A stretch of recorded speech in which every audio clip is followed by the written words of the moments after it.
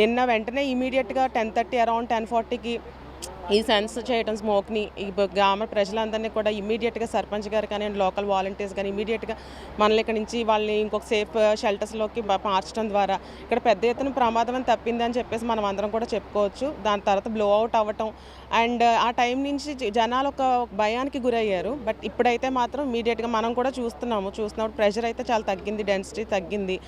ప్రభుత్వ యంత్రాంగం కానీ కలెక్టర్ సీఎం గారు ఇమీడియట్గా కూడా మమ్మల్ని అలర్ట్ చేశారు, మానిటర్ చేస్తూనే ఉన్నారు. ఎప్పటికప్పుడు మాకు మినిట్ టు మినిట్ పర్యవేక్షిస్తున్నారు ఆయన. సో ఇప్పుడు ఆల్మోస్ట్ మనకు చాలా వరకు ప్రెషర్ తగ్గింది. ఒక 3 to 4 డేస్లో అయితే ఇదంతా కామ్ జరిగిపోతుంది. నార్మల్గా సిచ్యువేషన్లోకి అయితే ఇక్కడికి వచ్చేస్తుంది. ఏదైతే డీప్ సంస్థ ఉందో వీళ్ళు చేసిన మానవ తప్పిదం వల్ల ఇది బ్లో అవుట్ జరిగిందని బయట టాక్ ఉంది. అంటే దానికి ఇంకా ఎగ్జాక్ట్గా మనం రీజన్స్ కూడా దాన్ని మనం వెంటనే చెప్పలేమండి. అక్కడ 2.7 కిలోమీటర్స్ కింద వరకు అయితే వాళ్ళు డ్రిల్ చేసి అదంతా ఎక్స్కవేట్ చేయడానికి వాళ్ళు ట్రై చేస్తున్నారు. సడన్గా బ్లో అవుట్ అయిందంటే మేము కూడా అన్ఎక్స్పెక్టెడ్గా ఇలా జరిగింది, మేము కూడా ఎక్స్పెక్ట్ చేయలేదు అనేది అయితే వాళ్ళు ఓఎన్జీసీ వాళ్ళు చెప్పింది. నిన్న మన కలెక్టర్ గారికి కానివ్వండి, ఎస్పీ గారు వీళ్ళందరూ వచ్చినప్పుడు వాళ్ళు చెప్పింది అయితే మాత్రం అదే చెప్పారు.